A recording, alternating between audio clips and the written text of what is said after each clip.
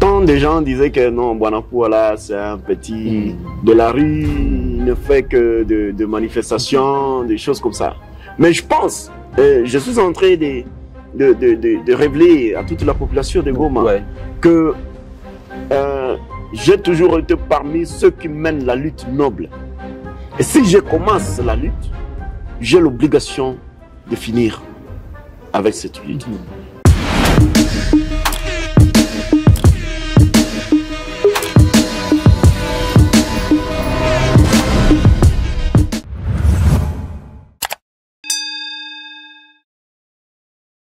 Estimés téléspectateurs, bonjour et bienvenue dans cette émission Décryptage.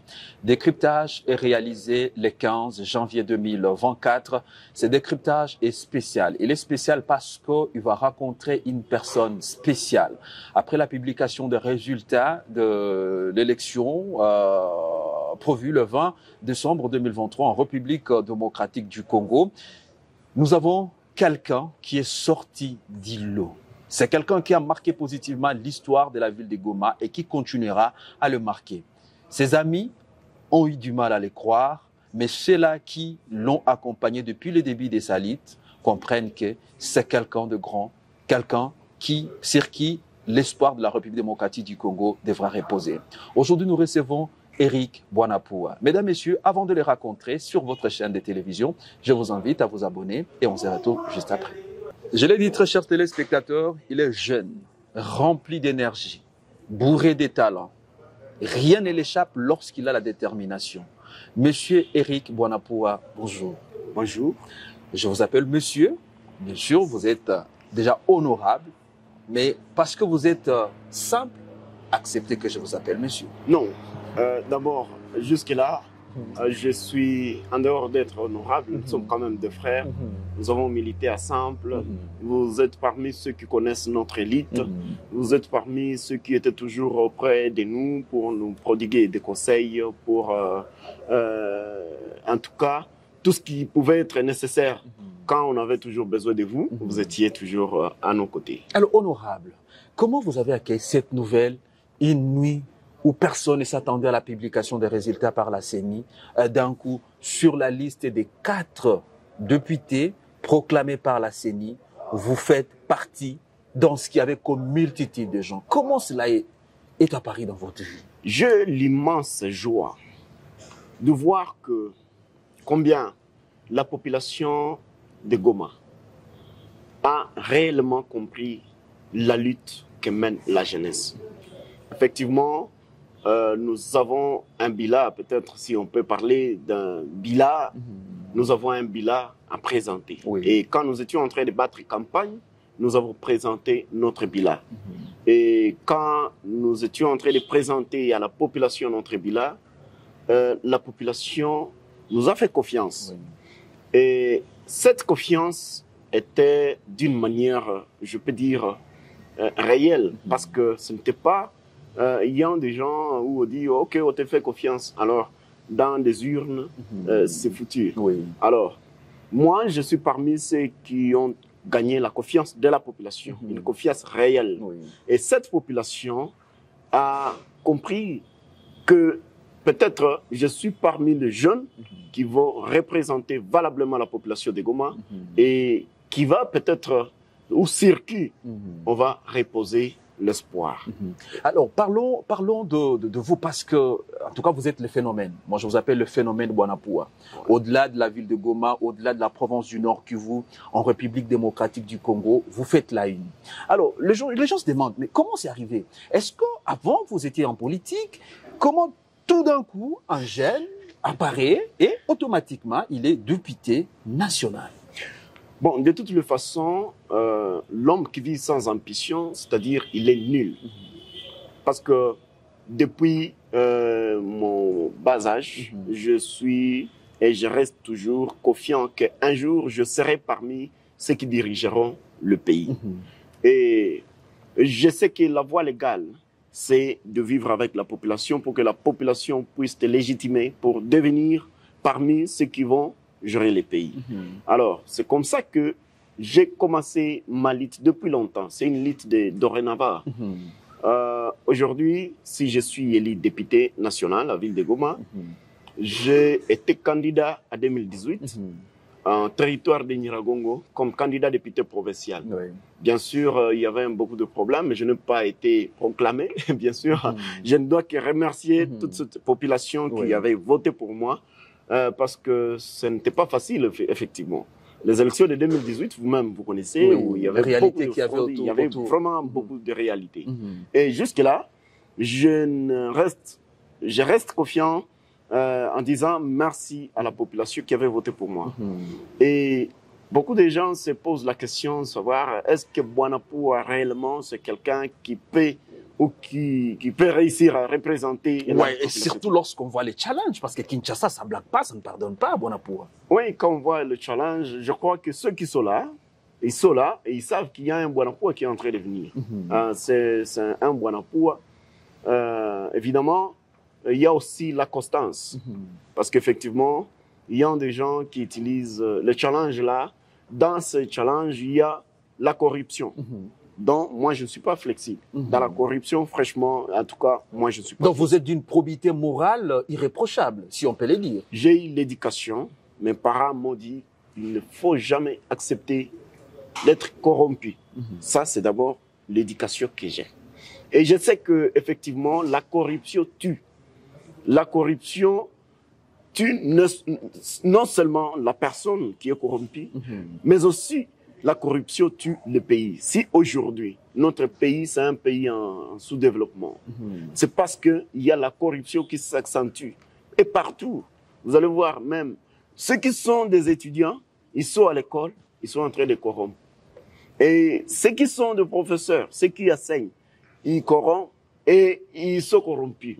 Donc, quand la corruption entre dans l'éducation, c'est-à-dire que nous sommes l'éducation en voie de disparition. Alors, moi, personnellement, j'avais eu l'éducation de mes parents. Ils ont dit que ce n'est pas bon de corrompre, soit d'être corrompu.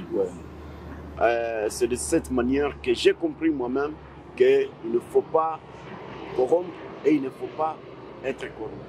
Alors, je sais qu'à Kinshasa, la corruption est à la base de la politique, une politique réelle là. Parce que surtout vous, Goma sait que vous ne reculez pas devant quoi que ce soit. Lorsque vous décidez d'entamer une action, vous allez jusqu'au bout. Mais il y a ces gens-là qui ont porté des actions, mais une fois à Kinshasa, ces personnes ne parlent plus. Est-ce que le Bwanapoua que les gens ont voté, c'est Bwanapoua sur qui repose les confiances de la population de Goma et de Nyiragongo, restera le même? Je souhaiterais que cette même confiance, ça c'est moi, cette même confiance, que je puisse gagner la confiance de toute la population de la République démocratique du Congo. Parce qu'effectivement, mes ambitions ne se limitent pas seulement sur être député national. Ce n'est pas là que reposent mes ambitions. Je veux gagner la confiance de toute la population congolaise. Je sais que cette population peut avoir l'intention de me placer quelque part. C'est normal, dans la vie normale. Et donc, quelqu'un qui vit sans ambition, il est nul. C'est de cette manière que je vais me mettre au travail pour travailler selon l'attente de la population. Je me suis toujours battu pour le bien-être de la population congolaise. Je me suis toujours battu pour le bien-être de la population de Goma. Tant de gens disaient que non, Bwanapoua là, c'est un petit de la rue, il ne fait que de manifestations, des choses comme ça. Mais je pense, je suis en train de révéler à toute la population de Goma que j'ai toujours été parmi ceux qui mènent la lutte noble. Et si je commence la lutte, j'ai l'obligation de finir avec cette lutte. C'est comme par exemple, nous avons demandé le départ de la MONUSCO. Et aujourd'hui, la MONUSCO est encore là. Mais j'ai besoin que cette MONUSCO puisse partir réellement. Je sais que notre Parlement avait aussi son devoir par rapport à l'attente de la population, par rapport à cette question. Mais notre gouvernement avait eu, soit notre Parlement avait eu, je ne sais pas, c'était quoi le problème? C'était un peu doux envers la MONUSCO. Envers la MONUSCO, oui. Alors, moi je sais que quand on se dit on représente la population et que la population veut ceci, travailler sur ça.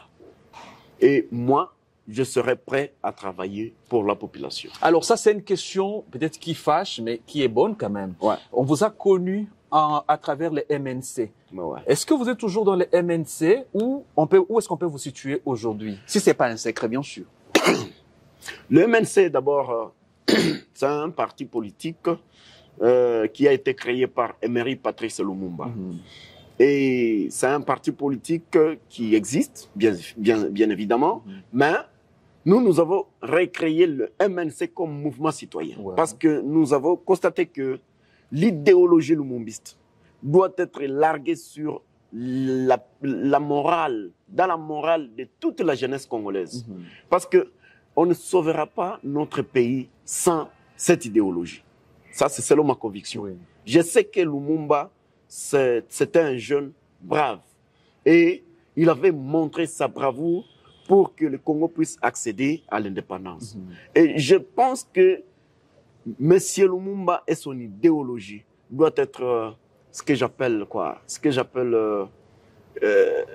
on peut s'en approprier, ça doit être... quelque chose qui doit se mettre dans la tête, dans l'esprit. Notre credo, ça doit être notre voilà, credo. Ouais. Ça doit être notre credo, voilà. Voilà les bons termes. Ça doit être notre credo. Donc, quand on se réveille, on doit penser à Lumumba. On doit penser à ses actions. On doit penser à l'avenir du Congo.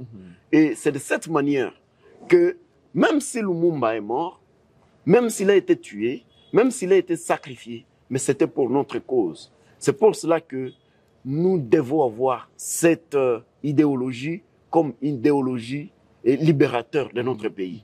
Et quand je suis en train de me démener dans le mouvement national congolais, je suis parmi les fondateurs de ce mouvement citoyen et j'étais toujours aux côtés des jeunes en les disant, soit en les prêchant cette idéologie. Je suis sûr et certain que quand on est en train de parler de Ouazalendo, c'est autour de cette idéologie que nous sommes en train de tourner. Alors, je sais que notre futur est sombre, mais l'obligation, c'est de travailler pour le bien-être de la population congolaise. Donc, peu importe le parti, peu importe le mouvement qui vous aide à être là où vous êtes aujourd'hui, mais l'essentiel, c'est la population d'abord. L'essentiel, c'est la population.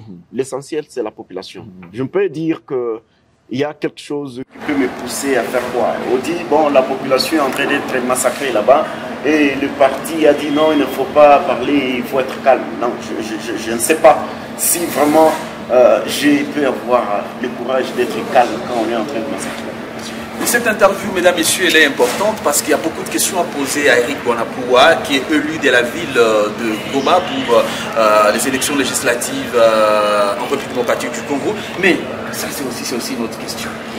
Les élections en République démocratique du Congo, c'est beaucoup d'argent. Les gens ont dépensé plus de 300 000 $. Comment vous avez fait pour réunir autant de moyens en vue de vous faire élire? Parce que ce sont des dons qu'on donnait partout. Mais vous, qu'est-ce que vous avez fait pour réunir le moyen et convaincre cette base à vous faire confiance? De toute façon, nous étions en train de battre campagne. Je l'ai dit tantôt que c'était seulement présenter le bilan. Et chacun pouvait présenter son bilan. Il y a des gens qui... Quand on dit la CENI elle-même, dans la loi électorale, dit tu ne peux pas être candidat si tu n'as pas 25 ans. Ça, c'est une loi. Alors, on considère que de 0 à 25, tu as quand même un bilan à présenter aux gens. Et moi, j'ai présenté à la population de Goma mon bilan. Et la population de Goma a porté confiance en moi. Et elle a compris que peut-être, essayons encore une fois avec Bonapoua. Voyons qu'est-ce que Bonapoua va faire. Peut-être avec ces bilans, il peut faire mieux au niveau des institutions. Parce qu'effectivement, nous, en tant que militants, activistes dans des mouvements citoyens, nous nous sommes dit, bon, est-ce qu'il faut continuer toujours à faire la lutte dans la rue? Est-ce qu'il n'y a pas moyen qu'on se déverse dans des institutions pour aller plaider la cause du peuple? C'est de cette manière que j'ai été obligé d'adhérer dans un parti politique direct, effectivement, et dans un regroupement AB50, où effectivement nous sommes sortis victorieux, et j'ai eu l'accompagnement de tout le monde, à commencer par le président, l'autorité morale du parti, M. Julien Paluka-Ounia, le président du parti et toutes les autorités du parti. Et c'est de cette manière que j'ai eu aussi l'accompagnement de la population de Goma. Tous ceux qui pouvaient avoir 1000 francs, 2000 francs, 5000 francs, ils pouvaient m'aider avec pour que notre campagne, pour que ma campagne puisse être réalisée. Je vous signale que j'ai été candidat député national à la ville de Goma et au provincial à territoire. Ah, vous êtes aussi dans le Nyiragongo? Oui, je suis dans le Nyiragongo. Ça risque d'être chaud alors. Alors, je sais que j'ai eu la confiance de la population et que peut-être nous attendons les résultats du niveau provincial. Encore peut-être que nous serions aussi victorieux. Hein? Ah oui, ça montre aussi la récompense de la population. Parce que cette population que je ne dois que remercier, en tout cas je n'ai pas trop à donner, mais j'ai dit, je remercie beaucoup plus la population de Goma et celle de Nyiragongo qui a compris qu'on peut prendre un affaire de la rue et lui amener auprès des institutions où on prenne des décisions qui gèrent le pays. Ça, c'est d'abord une chose à remercier. Et je suis sûr et certain, d'ailleurs, je promets à la population que franchement, je suis engagé à travailler pour la cause de la population.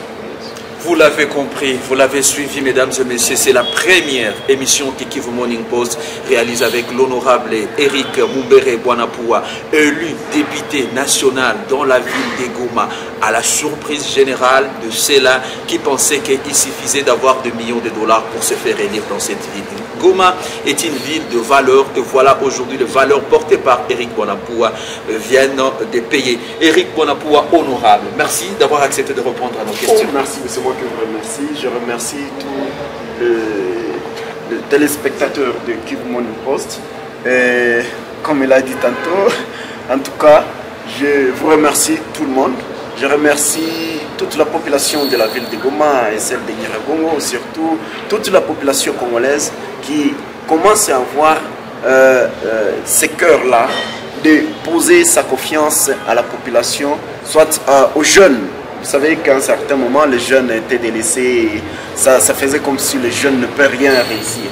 Alors, quand on pose sa confiance à la jeunesse, c'est déjà le début du commencement, c'est le début de la révolution intellectuelle, effectivement, dans toute la République. Je souhaite meilleur vœu à toute la population. En tout cas, merci beaucoup.